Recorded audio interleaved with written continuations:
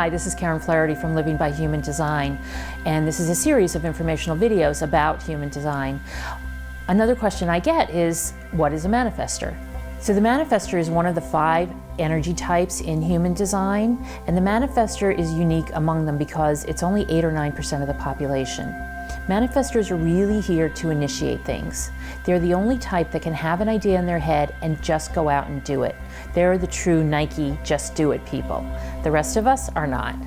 And so the manifestor is really here to start things. They're here to start companies, not-for-profits, community projects, anything that can have a start to it, if you will.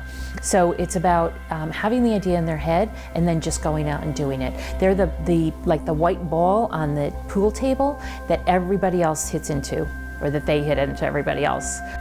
So manifestors are really pure energy beings, and because of that, they actually have people relatively drawn to them.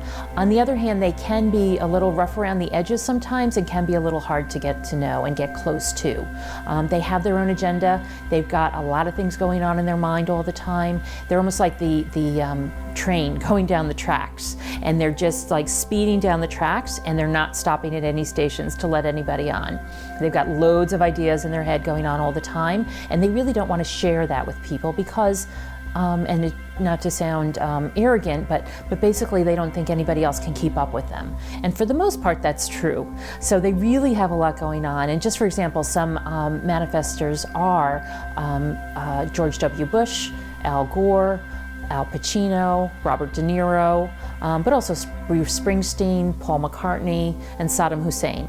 So those are some manifestors, and you can see they really run the gamut in terms of the kinds of things they do, what they've done, but you can imagine that they're all doers. They're all people who got things started. And so their strategy is a little different from everybody else's. Their strategy is to inform before they act.